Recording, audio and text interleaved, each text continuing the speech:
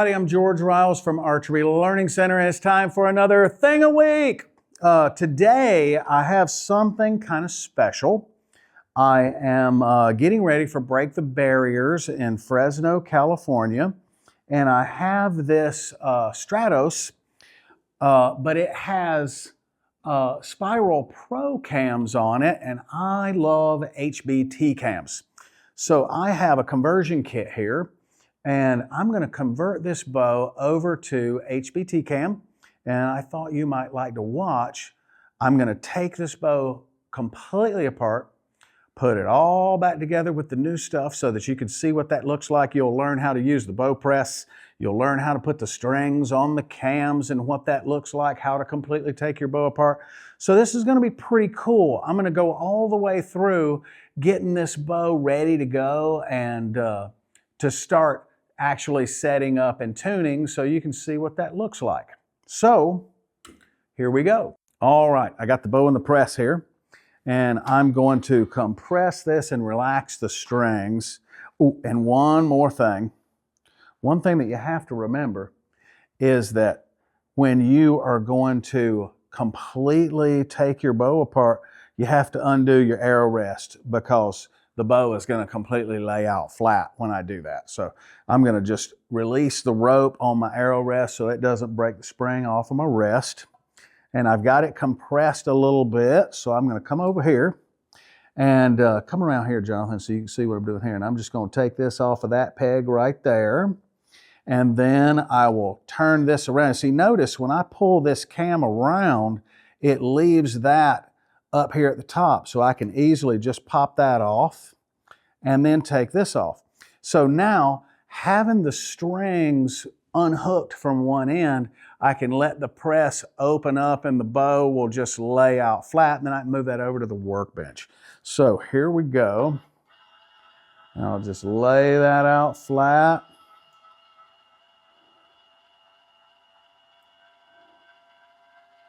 And there we are.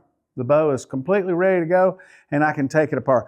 One thing I forgot to do, I'm going to take my sight off of here just so it doesn't get banged while I'm working on it. I'll set it off here to the side. And then I'm all set to go. So come over here.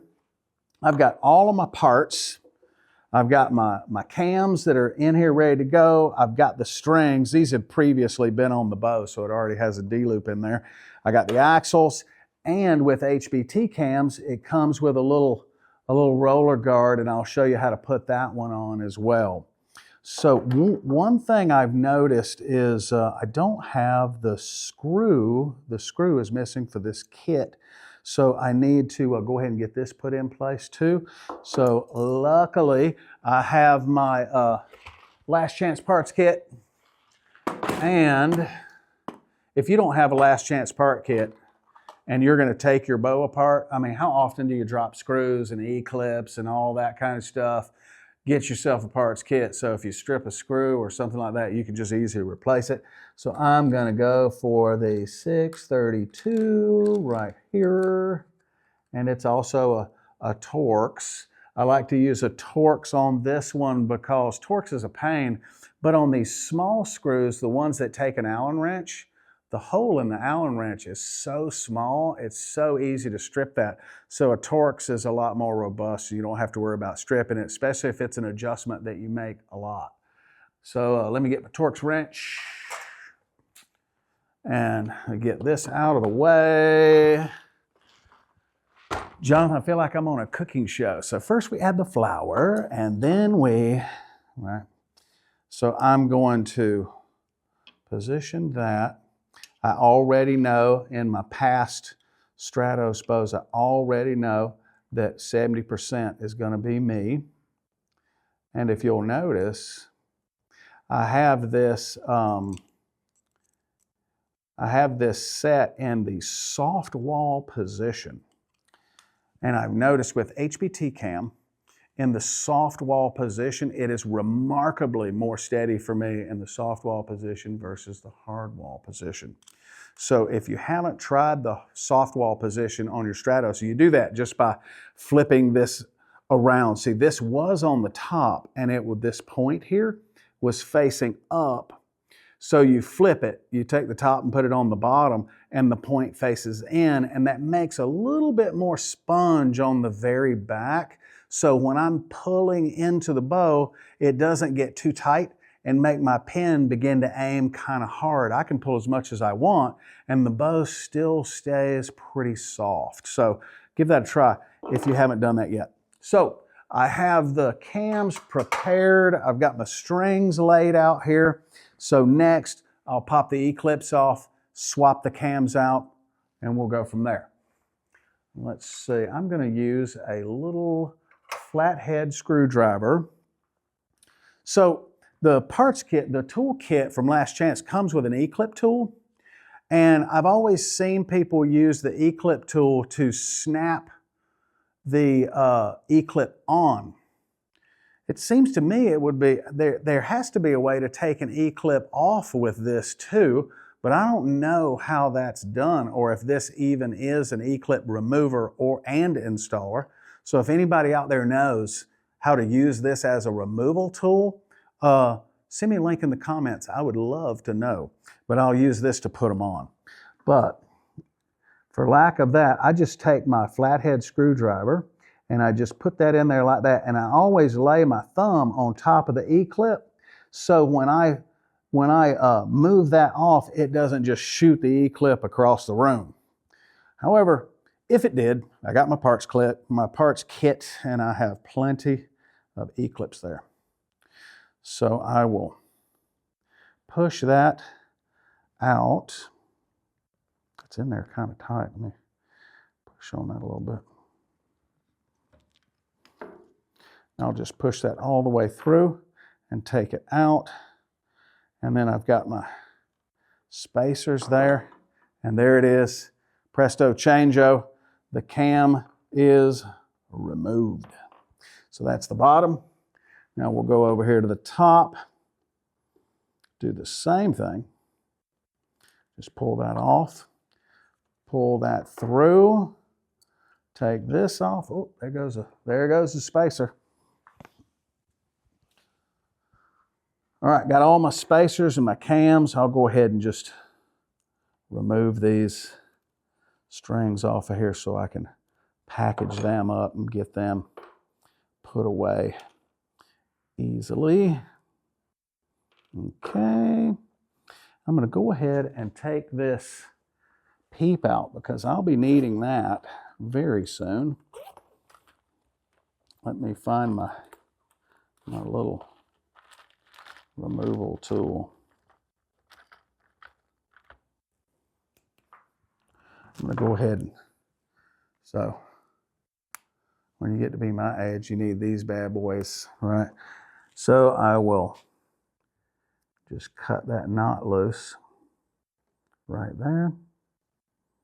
And I can take that off. And voila, I got that. I'm going to put it over here so it doesn't get lost. And I may also remove this torqueless D-loop off of here so I can use it on the new string.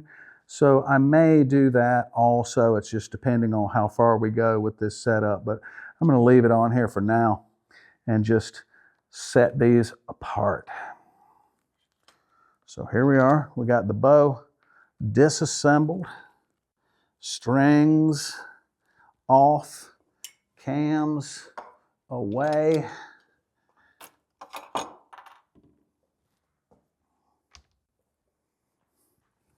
Gather up all of this, keep it kind of tidy so I don't lose these pieces because you never know. I may go back to these other cams, but I love HPT. But I'm going to keep it all organized so I don't have to worry about it. Got my cable ends. And we don't need these cable ends because HPT doesn't have a yoke. So I'll take that, put those over here.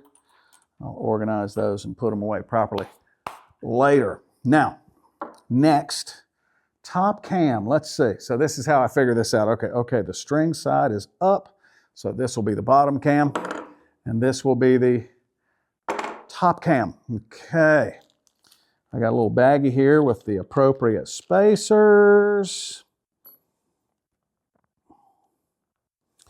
And I am going to put the axle through here. Oh, that E-clip, I'm going to need that. I'm going to need that E-clip. So I'm going to put that E-clip on the end of that axle. Slide that baby in there like so. I'm going to put, I think this is the thin one. Yeah. I'm going to put the thin one on the hub side like so. I'm going to put the cam on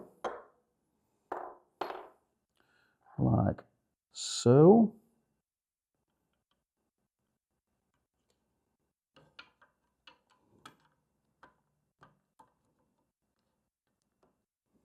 Put the cam through there. I'm going to slide that axle through the hole right there. And then to put this other spacer on, I'm just going to take this limb and just kind of push it up out of the way. And then lay that spacer right on top, just like that. Can you see that? Right there, how I've got that spacer laid on here. So I just push that up and lay that spacer on there like that. And then I'll put the cam, or the limb, back over the hole. And then voila, there it is, all the way through. I need the E-clip off of this axle here. Let's see if I can do that without shooting this across the room. There we go. And then here we go with the E-clip tool. I'll put that bad boy in there like so. All right. And then put that right there like that. And bada bing, done.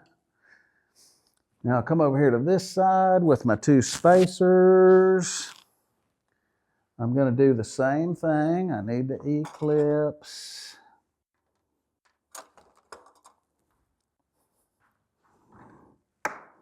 Okay.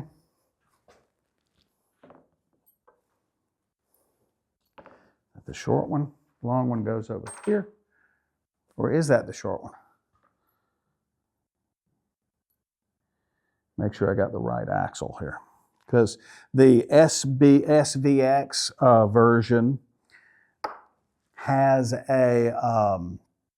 it's a longer axle on top to accommodate the yoke. Since we don't have the yoke, we'll have the same length axles on both ends. So I'll put thin spacer on the bottom, put the cam on and in place.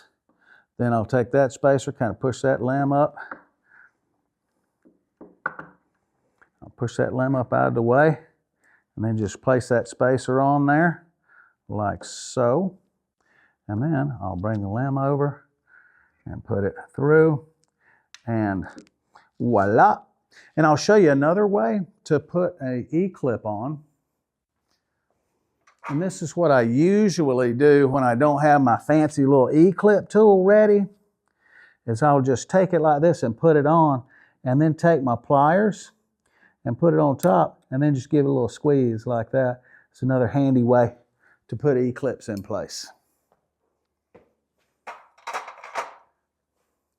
And just like that, the cams are on. Now there's one more thing that I have to do. I have to change out the cable guard, and the screw for the cable guard is underneath this little plate there that designates this Stratos as a 36-inch model.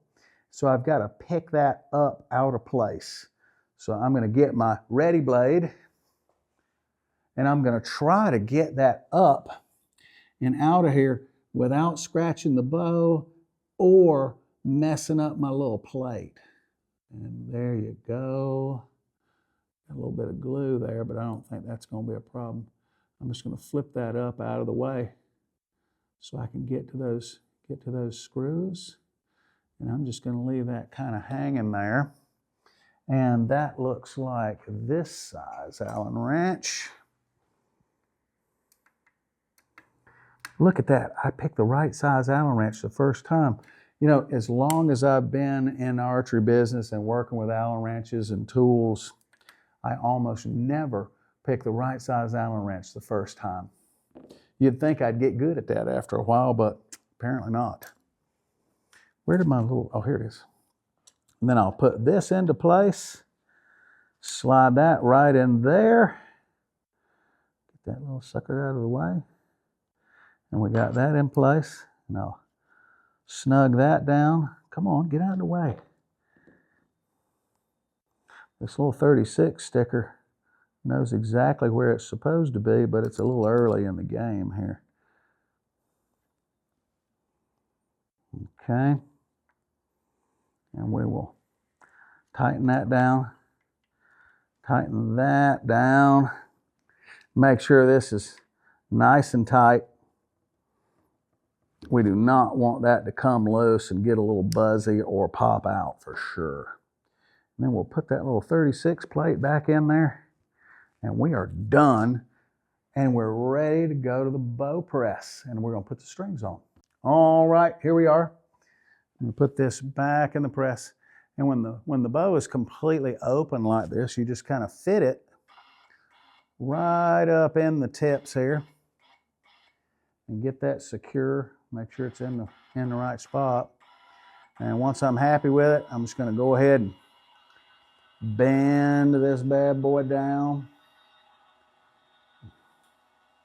And I'm going to press this to right about there. I'm kind of watching this tape measure right here, so I know about how far to go. And I'm going to go to about, right there, about 36 and a half. We get my strings. Okay.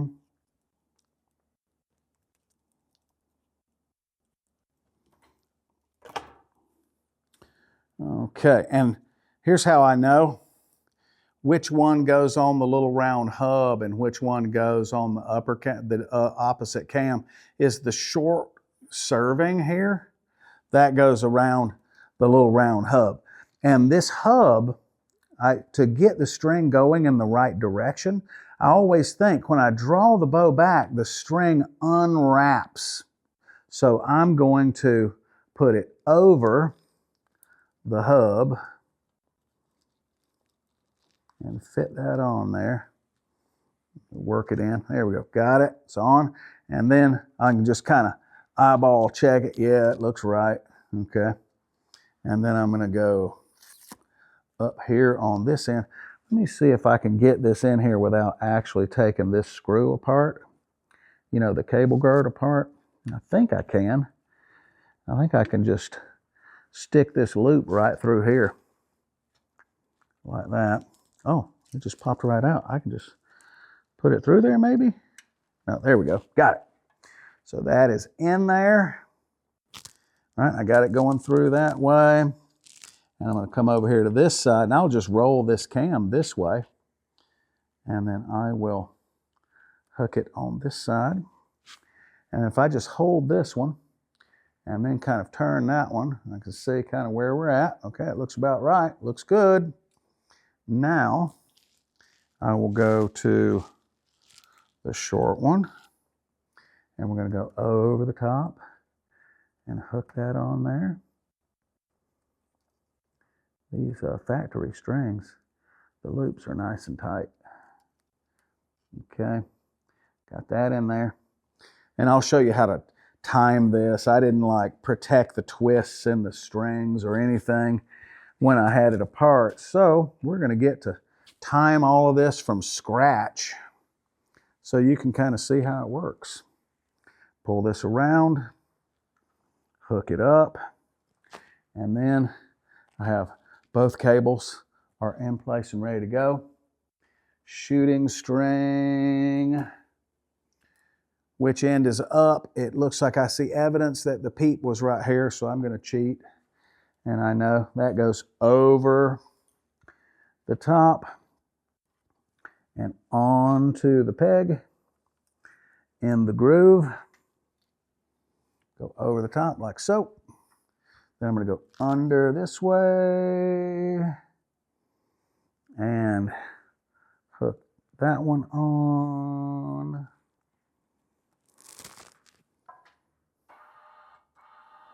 There we go. And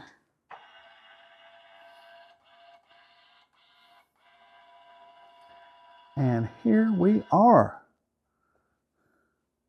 It looks like everything is on. Everything looks good. And I got all the strings on. Let me pull it once. Okay. I think we're operational, and I can start like checking the timing, make sure the timing is okay, and I'm just going to go ahead and do that. And then I'll start with the other basic setup items after that. All right, I'm going to put this in the drawboard and just eyeball the timing. And hook that in the D-loop, then put my little safety on there. Now I got it set. I got to get an arrow because you don't ever want to pull this back without an arrow in it, because if the D-loop were to break or something would happen, you don't want to dry fire your bow. So make sure the arrow is pointed in a safe direction because you don't want to shoot anybody either, and pull your bow back with an arrow in it. Let me grab an arrow. I got one right here.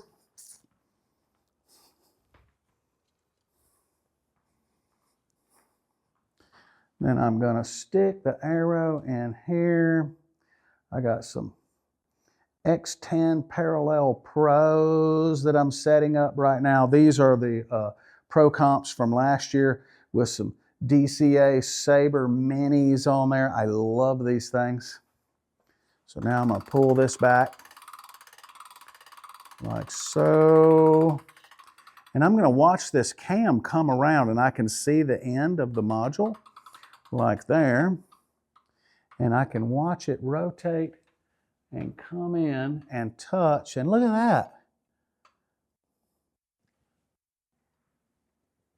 That is pretty well, that's pretty well dead on, just, you know, even with the strings. I just had them rolled up and stuffed in a bag.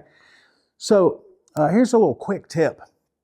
When you are putting brand new strings on your bow, or if you've had the strings off or whatever, or if your bow is new and you want to kind of break in the cables as quick as you can so the timing stays set where you left it, you can leave this at full draw overnight in your drawboard, and that'll kind of set these cables in place so your timing stays a lot more stable with new strings. Because if you see the pressure on these cables, they could be as high, depending on your bow weight, they could be high as 250 pounds of pressure on these cables. So you can see, let me get the mic close. You can see how tight these are. So if I left this here overnight and let everything kind of settle in, now in opposite, the shooting string is really loose, right? So the amount of pressure that's on the shooting string right now is whatever my holding weight is. So let's say the holding weight is 14, 15 pounds. So there's only 14 or 15 pounds. So here's a trick. If you're doing kind of a field repair and you're like, uh-oh, I can't get my peep in my string, you can safely pull the string back to full draw, right? And I can separate the string with my fingers because there's no weight on it. And then I can stick my Hamskea peep in the string. Let's see, am I turning this right? No, I was trying to put it in there backwards. Put my peep in the string. And then I can kind of stand back and look at it and see if the peep looks like it's level, and it does. So I'm just going to arbitrarily just stick the peep in there right there. When I actually start shooting the bow, I'll figure out this is going to be an outdoor bow, and break the barriers is going to be anywhere from 3 or 4 yards to like 101 or 100. So I'd be willing to bet, just like Redding, the meat of the tournament is going to be somewhere in those mid-ranges. Everybody gets really excited about sighting in their 101 and getting good groups at 101, but at Redding, that's only 2 arrows. The real meat of the tournament, where you lose points, where you gain points when other people miss, is in that fat middle. And at Redding, I know that more than 75% of the targets are between 40 and 65. So I'm going to set my peep sight height somewhere around 55 yards. So it's optimal, it's stable, and I get my best groupings right there. So it's only a small trade-off between 40 and 65, so I'll get a great degree of stability and accuracy in those distances. And for the few arrows that are at 101, the peep will feel a little high, and at 3 yards, the peep will feel a little tight, you know, like it's a little bit low, but that's okay because, again, at 101, it's only 2 arrows, and at 3 yards, it's pretty hard to miss 3 yards if you're sighted in for it and you know how to do it. So set your peep in a variable distance tournament. Set your peep for the mid-range of your distance gap for best performance.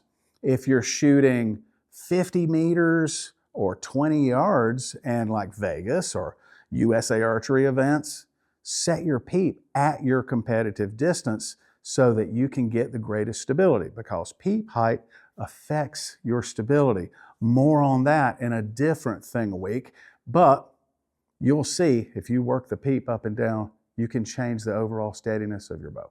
Okay, so I've got it. The timing is adequate right now for just a basic eyeball setup.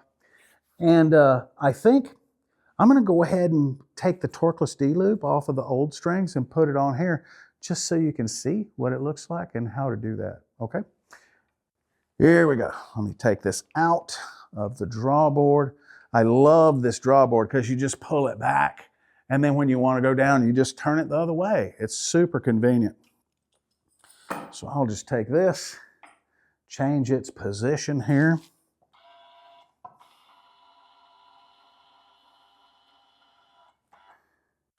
I'm going to make an assumption that this arrow rest is in the right position and the knocking point as related to the arrow rest is correct. This will probably bite me in the butt, but I'm going to set it up based on this. And maybe I might have to change it later once I actually start tuning. But just for the sake of showing you how to do this, I'm going to leave it here just like this. So I'm going to get my little cutters. And I'm just going to, I could be really fastidious and untie this this D-loop, but I'm not going to bother with it. I'm just going to cut it off because I like shooting torqueless D-loops. You can buy torqueless D-loops from ultraviewarchery.com or from Lancaster Archery. My son Leo actually makes all of these. No matter where you buy them from, they were made by Leo. And he makes these things, and these things are great. It's very torque free. It leaves a lot of room up here next to your face. So it's easy to shoot your bow without a lot of face drag. So I just pulled this off. You see I've got the 2 loops together, right? It's basically a serving in the middle with a loop on either end. And I put the 2 loops together. And then I'm just going to simply put the served portion through the unserved part, and presto changeo, look at that.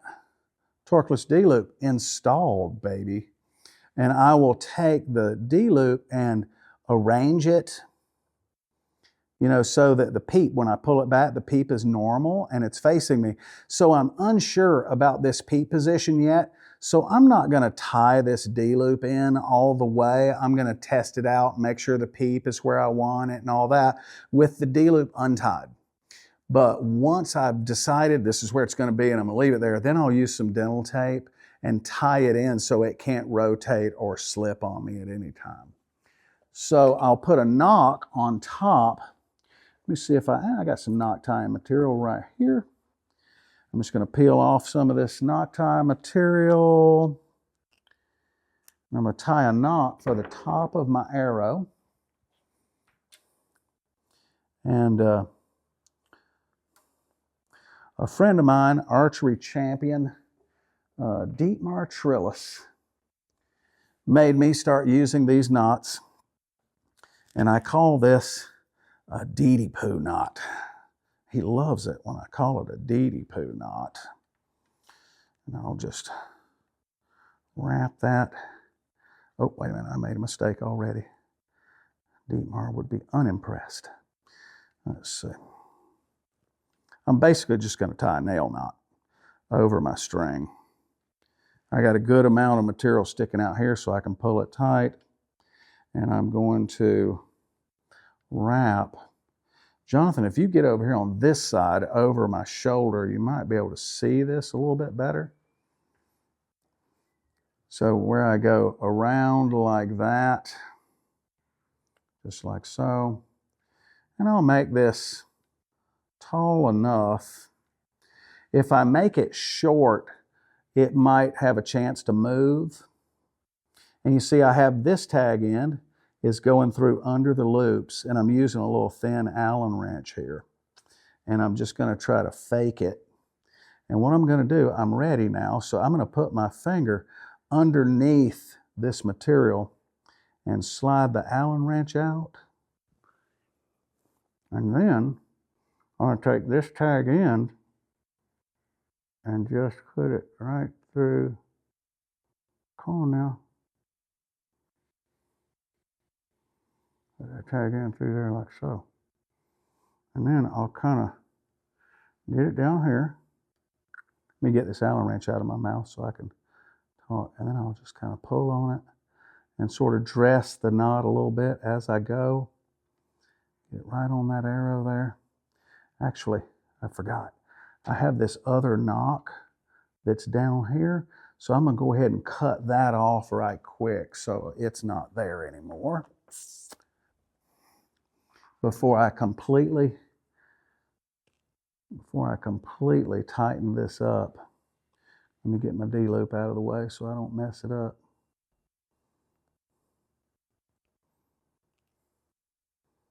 My little cutters are kind of dull.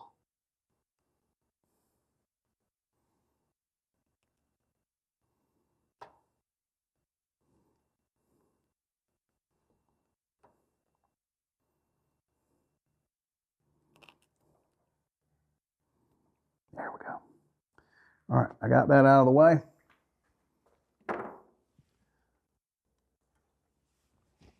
Get my arrow, put it back in place, and I can see, I'm kind of cheating a little bit, but I can see where the arrow has been shooting on this particular string. And I'll slide that right there, slide that, whoop, I moved it. Let me go back. I'll be careful with this. Then I'm going to slide this knot in place, and I'm going to leave myself just a little bit of wiggle room here so at full draw there's no bind. And then I'll pull this knot nice and tight and make sure that it stays put. I'll take the arrow out here so I can really work it, make sure it's tight.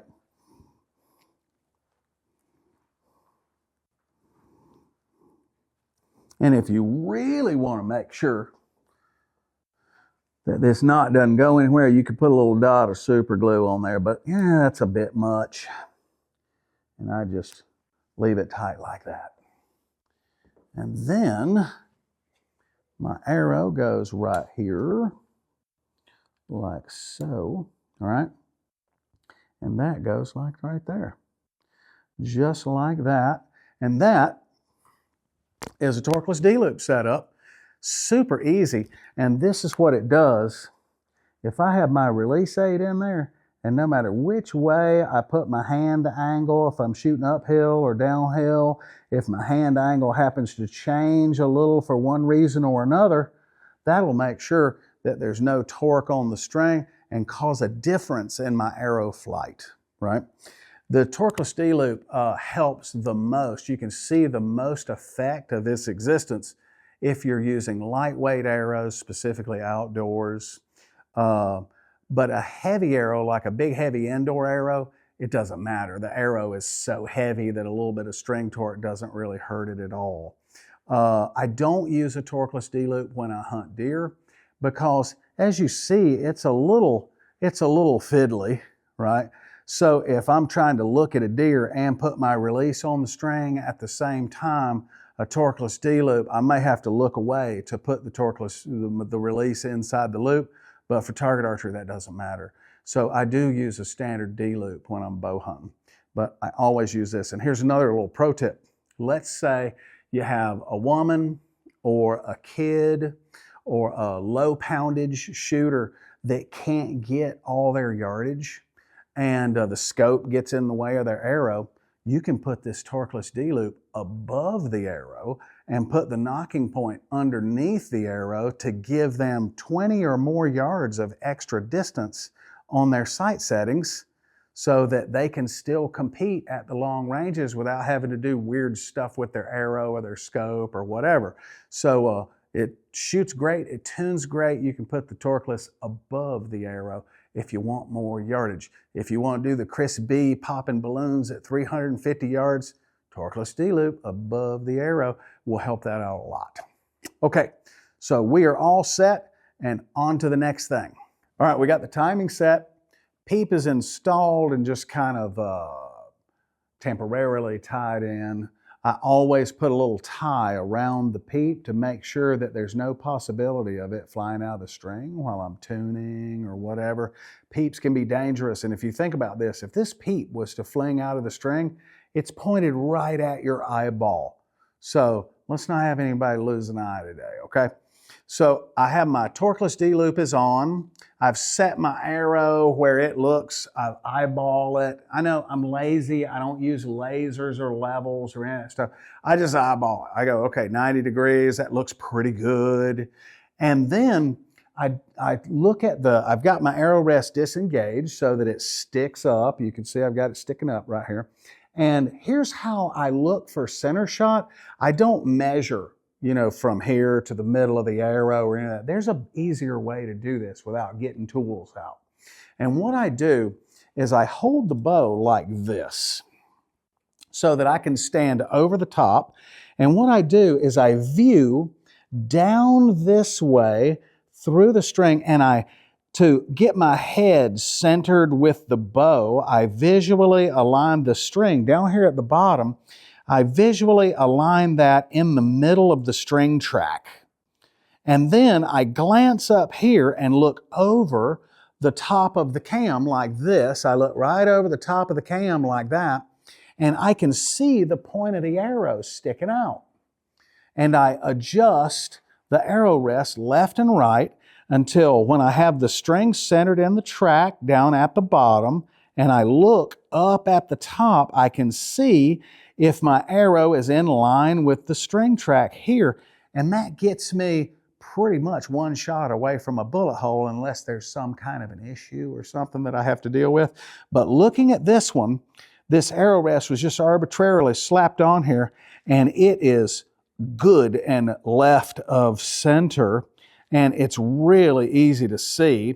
So just kind of look here, and if you visually align right here, and that makes sure that your head is kind of normal to the bow, and then just kind of glance over the top right here, and you can see how the string would align with the string track will align with the point of the arrow.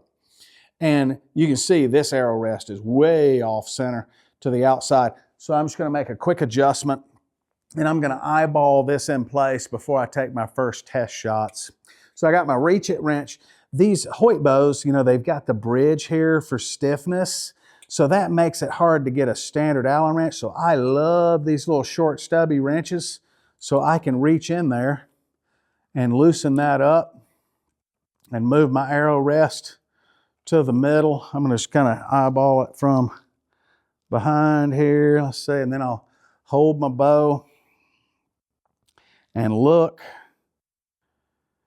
and that is pretty well right in the middle. I'm going to snug this screw.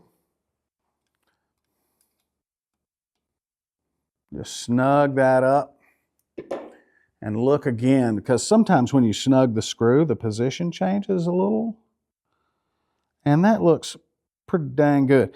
This is at least good enough for a test shot, so I'm not going to bend an arrow in the bail or something like that. But take a look. Jonathan, see if you can show them that, where kind of, pretend that you're visually aligning with the bottom, and then kind of orient the camera like they would their eyeball so that the point of the arrow lines up with the string track. How does that look on camera? Can you see it? Yeah, okay.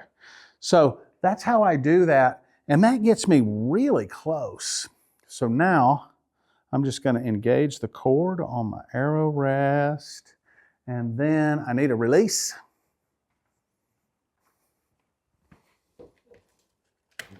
Get my release out of my quiver, and here we go. Test shot number 1. I'm going to tighten down my sight knob so it doesn't make crazy noise. That feels good. Draw length is nice. Okay. That looked like a bullet hole to me. What do you think, Jonathan? That looked like a bullet hole. I don't have any paper, but my trained expert eye says that's probably a bullet hole. Maybe one day I'll show y'all how to paper tune on a thing a week. But right now, that is it. We've done a complete cam swap and done just a really basic setup. And that is what it looks like when you completely disassemble a bow and put it back together. And this thing is ready to tune and sight in and get ready for Break the Barriers. So you guys can see all the Thing a Week videos at lastchancearchery.com. They'll have a link to the YouTube, so you can see where the Last Chance Archery YouTube videos are, or search Thing a Week. You can go to my YouTube page, Georgeryals on YouTube, and I'll have it up there as well. And you can take lessons from me, either virtually or in person, if you go to improvemyarchery.com. So virtual lessons are really effective and they work great, or you can have an in-person lesson and I'll be standing there waiting on it. You can go online, look at the dates, the available times, pick out a spot that is really convenient for you, and I'll be standing there waiting on you when you're ready. So until next time, we'll see you.